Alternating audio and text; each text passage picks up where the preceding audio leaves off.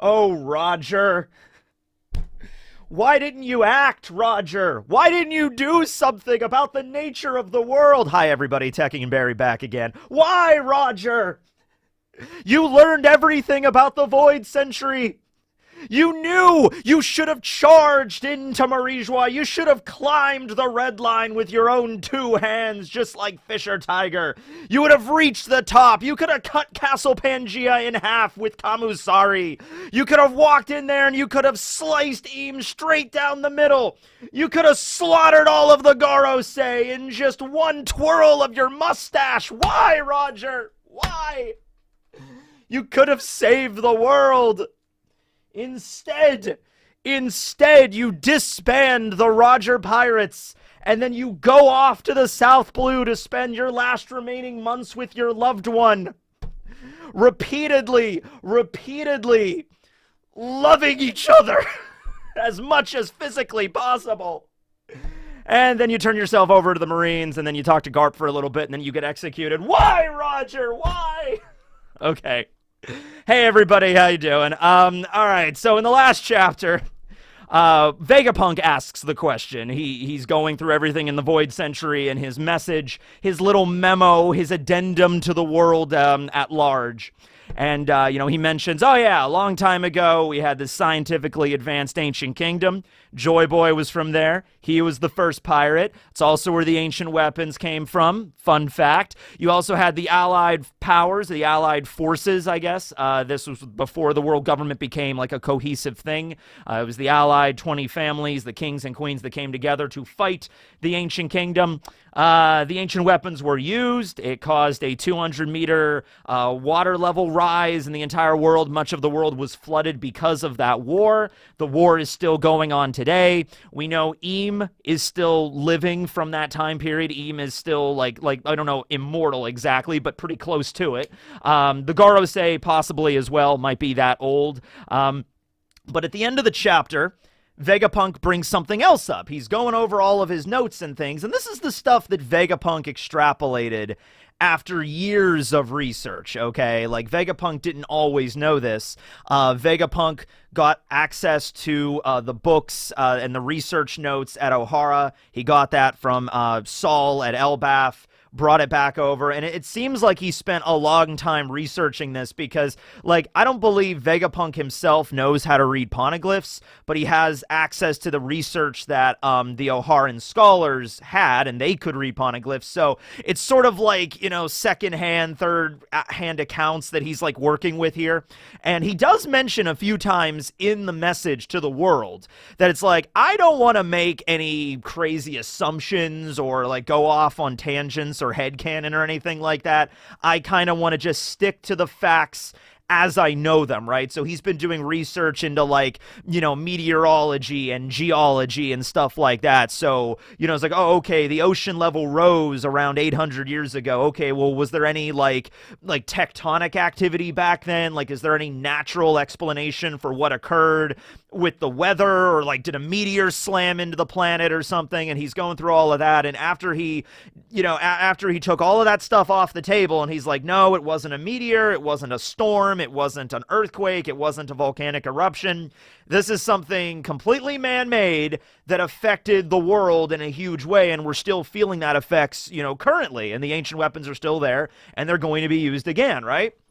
So, after he extrapolates all this information, he poses the question, well, the Roger Pirates knew about this. Roger and Rayleigh and Gabon and Crocus and Oden and their entire crew found out about this, and they never told anybody. And Rayleigh himself even directly says this when we first meet Rayleigh back at Sabaody, and they go back to Shaki's ripoff bar, and Robin asks him, like, hey, Rayleigh-san, did you learn about the Void Century? And Rayleigh gets all ominous and is just like, yeah, we learned it all. It's like, okay. So I'm assuming when Rayleigh says we learned it all, he learned it all, okay? Like, everything, at least very minimal, everything that Vegapunk has explained in this message, Rayleigh, Roger, Crocus, Gabon, everybody in the crew, except for Shanks and Buggy, because they weren't there, but, everybody else, back 24 years ago, knew this information. They learned about it, okay? They knew about the Ancient Kingdom, they knew about Joy Boy being the first pirate, they knew about the ancient weapons, they knew about Eam, possibly. They maybe knew that Eam was around back then and still lives to this day and is the ruler of the world government. They might have known about the Gorosei's true form. They may have known about all that stuff. And Vegapunk's like, they just broke up after they went to Laugh-Tale. They just broke up, and then they didn't tell a single soul, and Roger's dead now, and they scattered to the winds, and why? I think Vegapunk is bringing it up more from the idea of, like, if he would have been told this stuff earlier, like if somebody from the Roger Pirates would have came to Vegapunk like 24 years ago and told him about this stuff then, maybe Vegapunk could have come up with some kind of solution, all right? I'm not saying, like, obviously, the Roger Pirates are not scientists. They, maybe they, when they learned everything at Laugh-Tale, they were like, okay, there's literally nothing we could do about this. And that seems to be the general consensus in the community. Roger's crew found out what it was at Laugh-Tale, and there was just nothing they could do about it. And they say, we arrived too early, okay? And there's a couple of aspects of this. Like, some people are like, well, it might have had something to do with, the sun god fruit, literally. Like, in order for this, in order for this to be avoided, or in order for this, like, this battle to happen, or something like that, for the conditions to be met, you gotta have the sun god fruit, okay? And Roger didn't have that, all right? But it also brings up a question. I'll just bring it up to you here. It seems like throughout history, periodically, there are people that are born that carry on the will of D and the will of Joy Boy specifically, all right? Luffy is definitely an example of this. It was thought that Kaido might have been, also a reincarnation of Joy Boy. Not necessarily a reincarnation in the sense of, like, like their soul is reincarnated into this new body, but, like, their ideals are carried on through this individual, okay? So my question is this. Even though Roger did not have the Hito Hito no Mi model sun god, would he have still have been considered a viable, like, reincarnate of Joy Boy? Right? Like, if things worked out a little differently, even if he didn't have this fruit, things could have still, like the battle could have still occurred and everything like that. It's a question, because Luffy is the reincarnate and he clearly has the fruit, so, maybe the fruit had to be in play. Also, there was the situation with Poseidon, because they went to Fishman Island, and Charlie, who was like 3 at the time, did her divination, and she's like, yeah, in a few years, the mermaid princess will be born, okay? So it was too early for all this stuff. Shirahoshi had not even been born yet by the time Roger and the crew reached Laugh-Tale, okay? So it's like, well, they couldn't have done anything anyway. There was no point of them even trying to do something, because maybe Roger didn't have the fruit, and they didn't know where the fruit was, and Roger was going to die. That's a very big thing to reference here. Roger literally had like a year left upon finding Laugh-Tale, and so you can't really blame him for being like, okay guys, yarg me hearties, well, it was a great adventure we all had. I'm gonna go and retire for the literal last year I have on this earth. Okay, I'm gonna spend time with the woman that I love and maybe have a child, and then I'm gonna go out the way I want to go out, all right? And so you can't really blame Roger for that. Especially if it was like, yeah, in like 24 something years is when this battle is going to occur, or when things are really going to hit the fan. That's when shit's going to go down, is like 24 years. You can't blame Roger for being like, well, it's all right. I'll have a child and they'll grow up and they'll be able to partake in this battle. And we also have Shanks and Buggy here. They're just apprentices. They'll grow up and they'll be fine. So that makes sense from the perspective of Roger, and it also makes sense from the perspective of like, okay, we need this mermaid princess to be around. She's not around yet. She literally doesn't even exist yet, okay?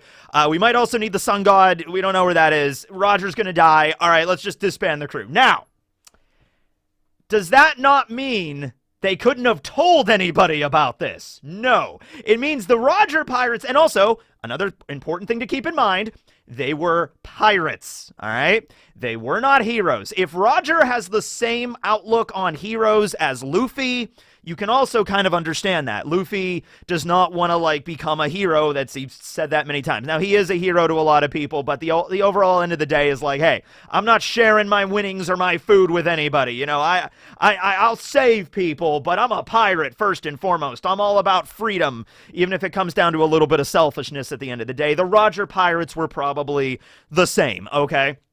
And also, they believed in Roger, okay? They genuinely believed in Roger. So if Roger ordered, like, hey, mateys, you know, we're disbanding the crew, go your separate ways. I mean, the Roger crew would be like, okay, we respect that. We're going to just go our separate ways, okay? But, yeah, I mean, like, looking at the people that were around during this time period, around 24 years ago, there's definitely people they could have told about it. I can understand not wanting to spill the beans to the world at large, not just from the fact of, like, Rayleigh saying, oh, leave it to the younger generation, Vegapunk, you know, Rayleigh's getting drunk at Shocky's bar in the last chapter, just like, you know, the kids of the next generation, they need an adventure too, you know, because this starts getting into the meta, the fourth wall kind of this, where it's like, if the Roger Pirates did more during their time period, maybe the One Piece story never happens. You know, like if the Roger Pirates just went around and told as many people as they could about the world sinking and about the world government's true nature and everything, then that could have led to a massive battle before all this happened, and, you know, the government could have slaughtered everybody, and like there is no current One Piece story, you know what I mean? Maybe, you know, they could have just done a great cleansing 24 years ago, and, you know, Luffy might have never been born, who knows, right? Or maybe Luffy would have been born, but, like, some of the Straw Hats might have never been born, or some of the areas we've been to might never have existed, right? It's been wiped out, like, 24 years ago. But, you know, so I can understand that, you know, you don't want to cause mass panic. It's like, if you learned that, like, okay, a meteor the size of Mars is going to slam into the Earth in 20 years. It's going to kill everybody. It's going to destroy the Earth. It's going to be, boom, everyone's dead. Everything's dead. Planet's going to be gone, all right? It's like, there's nothing you could do to stop it. There's nothing you could do with that information personally. Like, you know, you can't stop a meteor the size of Mars, okay? But if you could get a crew together, maybe you could fly to the meteor and plant an atomic bomb. No, that would never work, right? Okay, you personally couldn't do much about that, but maybe you could, like, maybe I could go to, like, some of the smartest people on the planet and tell them about it?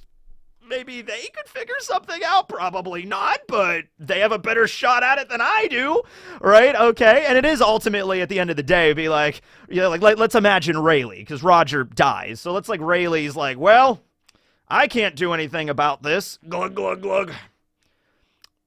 Should I tell anybody about this? I mean, just passing the problem over to them, but hey, they might have a better shot at solving it than I would. Nah, I'll leave it to the younger generation. They'll figure it out. They're good with shit. Glug, glug, glug. You know, okay. By the way, when Rayleigh in the last chapter, he was getting really plastered, okay? I feel like Rayleigh does have some guilt over that.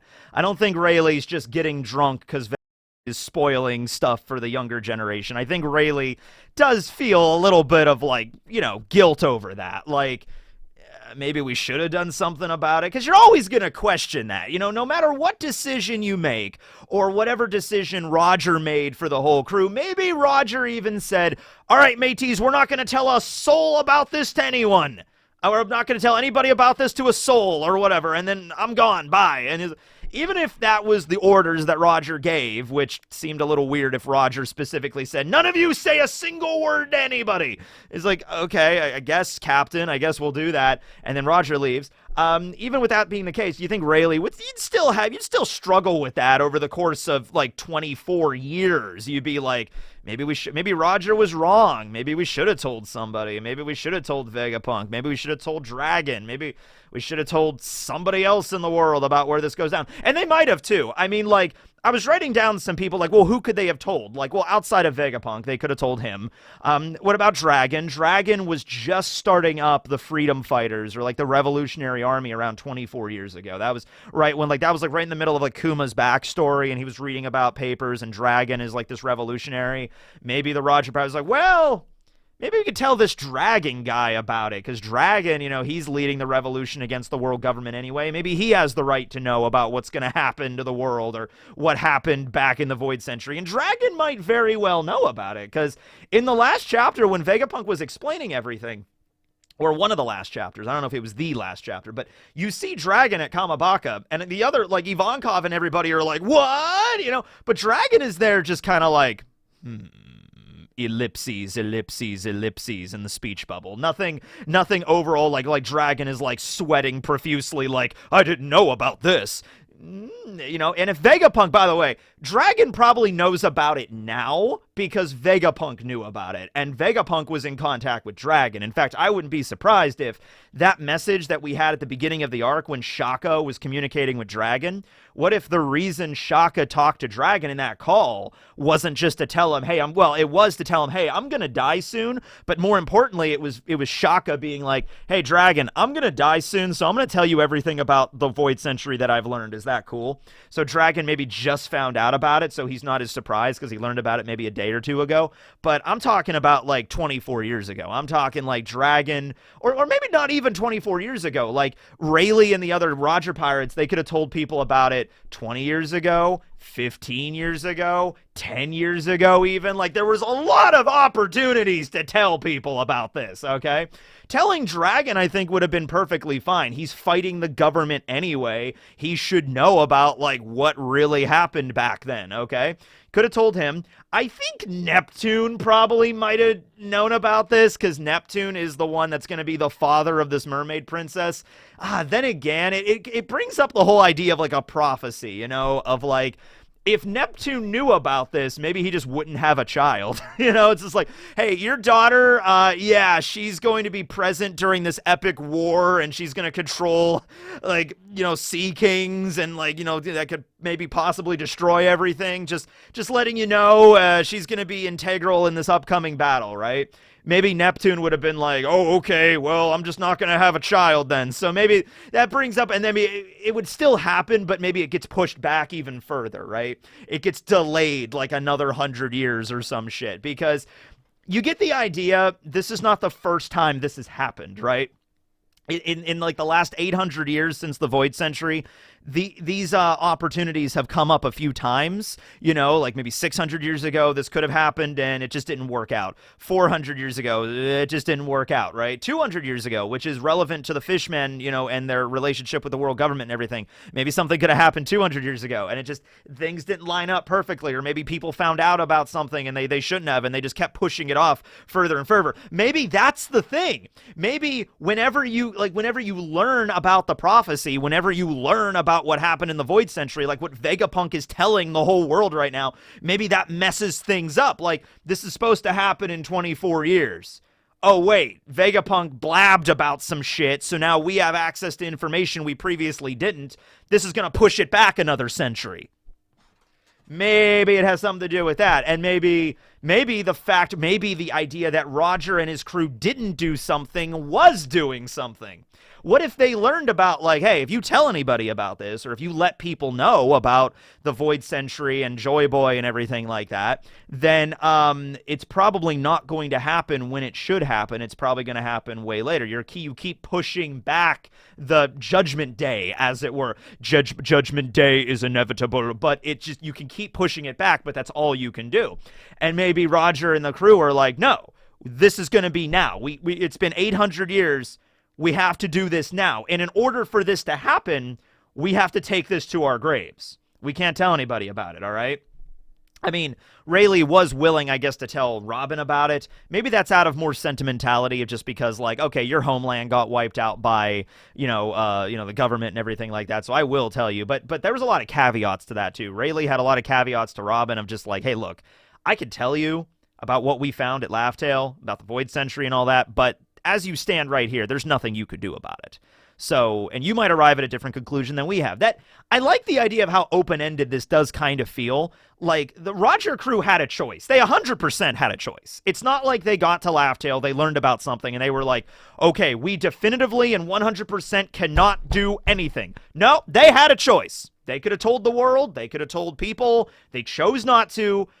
Probably because they assumed that was the right decision. Rayleigh's probably getting drunk right now because he's maybe questioning whether that was the right decision. And you don't know until the events of One Piece are concluded, until this war occurs, Luffy finds the One Piece, they get to Laugh Tale, Dragon's Revolution occurs, until all of that stuff kind of coalesces into the finale of One Piece. You don't really know if it was the right decision or not. They're still living in the result at the moment, right? Yeah, and I've heard some people say, well, how could they have told Vegapunk? Vegapunk is where he works for the government. They could have figured out a way. Dragon had communication with Vegapunk for years, and they didn't know about that. I'm sure one of the Roger Pirates, if they wanted to tell something to someone, they could have figured out a way to relay that information, right? I'm pretty sure Shanks and Buggy, well, Buggy definitely not. Shanks doesn't know about this either. I don't think Roger told him, or at least because when they got back from Laugh Tale, they went to go pick up Shanks and Buggy in that town, and Roger said something to Shanks alone, not Buggy, and Shanks began to weep. So it's a question of, like, what exactly did he tell Shanks there? I think because this was their final journey, what Roger said was not the whole thing. He probably just said, because the whole idea was the younger generation's going to take this torch and they're going to be the ones to solve the problem. In the perspective of Roger and Rayleigh, they were probably thinking Buggy and Shanks and, like, Roger's child were going to be the ones that were going to, save the world or do whatever, right? So Roger probably didn't want to tell Shanks everything. So he probably just said, we were a little bit too early, Shanks. Sorry, it wasn't there. And maybe that's why Shanks cried, because he knew that, like, this was Roger's final journey and they didn't get there wasn't, like, a reward at the end of the trip for this, because he's going to die and they got there too early. That would be cause for Shanks to weep, right? Okay. So there's that. Oden's reaction to this was interesting. Oden went back to Wano and was dead set on bringing down the walls of Wano, and I guess activating Pluton. He was like, the walls of Wano need to be prepared for the arrival of Joy Boy in 20 or so years, okay? So in the case with Oden, it almost seemed like he was trying to expedite the activation of Pluton. Okay, so maybe this was, you know what, now that I'm thinking about it, the idea of, like, this should have happened a lot of times before, and people, like, okay, let me just make this really simple for everybody. You have two buttons in front of you, okay? You have two buttons to press. Button number one, this world apocalypse war occurs, all right? And you might win that war. You might come out of it okay, or you might come out of it as the loser, and you might be, subjugated and enslaved, and it's going to change the world forever. It's literally a final war of, like, you either win and you live, or you lose and you die. It's kind of like what Kaido said when Kaido emerged from Wano. He's like, hey, you guys lost the war. You're all my slaves now. This is how this works, So you could push that button and a war could happen. You might win, you might lose. Or, other button, you push this back like 100 years. The war is still going to happen, or you have the option, but pushing that button just kind of passes the buck to the next generation. Just kind of like, beep, all right, push that back 100 years. We'll worry about it then. All right, that they'll figure it out. I don't want to deal with this responsibility. I'm pushing it on the next generation, okay? What if it's something like that? And in the case with the Roger Pirates, now the Roger Pirates, like, they literally, you needed Shirahoshi and you needed maybe the Sun God Fruit, and they didn't have access to those. So they're like, okay, we were like right in the middle of this, right? Okay, it's like the next moment that this is scheduled to happen is in 24 years. And we're not going to survive for that, or at least Roger isn't. So it's like, okay, we're not going to push it back. We're going to let the war play out. We're not going to tell anybody. And we're just going to have to hope that Shanks and Buggy and maybe, Roger's son and maybe whoever's going to be around in that many years from now is going to be that Pedro boy that I saw back at Zoe. Maybe he'll be the one to change the world. Yarg. Maybe it was something like that, right? Okay. But Oden seemed to like, we need to bring down the walls and we need to maybe activate Pluton, because bringing down the walls kind of implies that you're going to activate Pluton. So there's the implication there. Oh, by the way, let me pull that up, actually. There's something else in the last chapter I wanted to reference, and I'm going to pull up the official Viz version of this. So, when we cut over to Wano in the last chapter, Vegapunk's talking about the ancient weapons and the message and all that, and you also see Momonosuke mentioning Pluton, okay? And he's like, wait a minute, Pluton, one of the ancient weapons. That must mean that Pluton is, and then Kinemon kind of cuts him off and just like, oh, Momonosuke-sama, shh, quiet, you can't mention that. And like Otama is there and she's like, huh, what's going on? And then there's also some random samurais in the room that are like confused, like, what are you talking about? So hold on a minute, I have that pulled up right now. Let me just see if what I can look at here in this official version, because people seem to think, here it is. Okay. This is Vegapunk. I have inadvertently proven that the man-made disaster that once sank the world is possible again. So he's talking about the ancient weapons coming back online. Cut to Wano. Momonosuke. What? Does that mean Pluton is ... And then Kinemon's like, shh, be quiet. Does that imply that Pluton has already been taken out of Wano? That would be a twist, because, now it might be also another thing, like, because we don't know if, I guess the ancient weapon that attacked Leloucia, that's the actual ancient weapon that the Mother Flame is powering up. So they need the Mother Flame to get the energy source to power those things, okay? There was a debate for a while whether that Uranus was the real ancient weapon Uranus or was maybe like a fake or like a replica, okay? But now there's also the idea of like, wait a minute, Pluton was always mentioned to be a that can obliterate islands in a single shot. We saw an ancient weapon obliterating Leloucia in a single shot. Well, it was with 16 holy bullets. I wonder if that ties back to anything. Flamingo. Yeah, okay. But it was also a giant, like, okay, because the thing is, like, we're doing like a land, sea, and air kind of situation here, because Poseidon is obviously god of the seas, Hades, god of the underworld. I guess you can maybe look at it from land from that perspective. Pluton, and then Uranus, god of the skies. So the idea is, there's ancient weapons of the sea, the land, and the skies.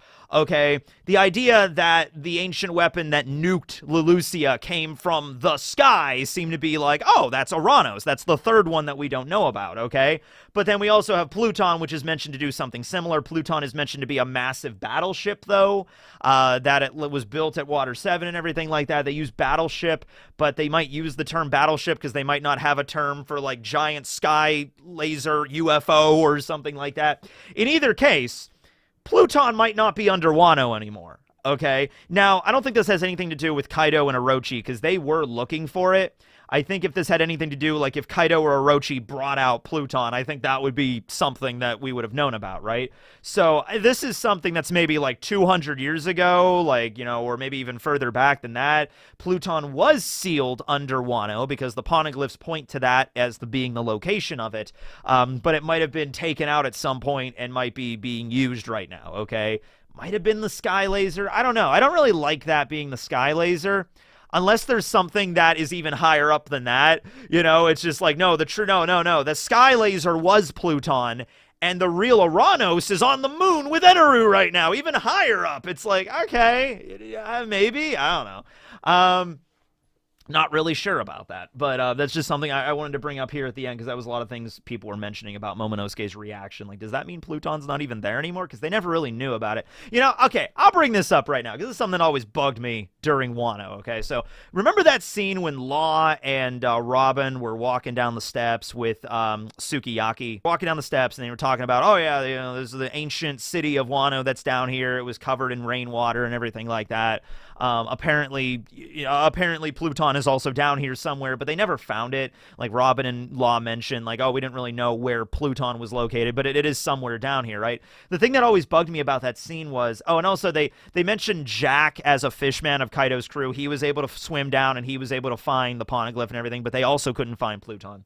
Law has the power of the Op-Op fruit. Why could Law not just open up a room down there? And he can make really big rooms. We've already learned about that. So why didn't Law just make a really big room and just scan the entire downstairs of Wano to try to find Pluton? I was always bugged about that. Like, why couldn't he do that? What if he did do that? Give me 2 seconds, old man. Room. All right, scan. I'll find this in a jiffy. You didn't have the... Yeah, I'm not seeing anything down here. And it is like... And Sukiyaki's like, oh, well, that's kind of disconcerting. All right, I guess it must be buried really deep. And Law's like, I don't know, I can look really deep with this fruit. I'm not finding anything. I'm like, huh. Let's just keep this between us, shall we? And then they walked back upstairs. Let's just keep this between us then. If Pluton's not down here, that might be a problem. Okay. Maybe. We'll see. Maybe it all ties back together. And then, of course, we also have the ancient giants stomping around, the Iron Giant, so that's going to be something relevant there. Anyway, there is a One Piece chapter this week coming up, so look forward to that. Thanks for watching, everybody. This will be Tekking signing out. Oh, but wait, we're not done yet. Let's talk about armadillos. Yeah! Okay, I'm not going to do a whole thing with animal facts again for like 2 years. But every once in a while, let's do an animal fact, okay? Armadillos are awesome, are they not? I really wish to, I've never seen one in person. I've seen them in zoos and stuff like that, but I just want to walk down a street and just see a little armadillo. Because when you see them running, it's so funny. They have these little hook feet, and they just, like, pitter-patter around the place, okay? So they're pretty blind. They can see things usually through sense of smell. They also have hairs and whiskers that stick out of them, and they kind of use those to kind of perceive their surroundings. They're quite lazy, or rather, they spend around 16 hours asleep every single day. They only wake up in the morning and in the evenings to, forage for food. They're pretty solitary. They kind of keep to themselves for the most part. If temperatures drop quite a bit, maybe they'll all, huddle together in a burrow for warmth or something like that, but usually pretty solitary animals. Their shells are great at warding off predators. In fact, I love how when they curl up in their little balls, it's like the perfect symmetry of like there's a little spot for their tail to like loop back and protect their face and stuff like that. Way back in the day, like when our ancestors first arrived in the Americas, through the Bering Land Bridge, and they began to make their way down into what is now Canada, the U.S., and Central America, they would be large armadillo-like creatures called glyptodons. Okay, they were basically like huge armadillos, and these glyptodons were most likely hunted to extinction by the humans that came over here. Like a lot of the mega fauna were like hunted out. Like same thing with like woolly mammoths and like mastodons and stuff like that, right? All the large things kind of died first. So that was pretty neat. The leprosy thing, because a lot of people bring up with leprosy with, don't touch armadillos, they have leprosy. Not all armadillos carry leprosy. I think it's specifically the 9-banded armadillo carries leprosy, and it's because of their low body temperature that can really thrive. But, populations of armadillos and the 9-banded armadillos can reach like 20% infected with leprosy. So it is a concern. But I don't think you could just own them as pets. Like you can't just go to the store and buy an armadillo. I don't think you could do that. But I think in certain conditions, you could have an armadillo if you're like rescuing one or something like that. I'm not sure. But armadillos are so awesome, right? Armadillos. Yeah. Okay. All right. Armadillo. Okay.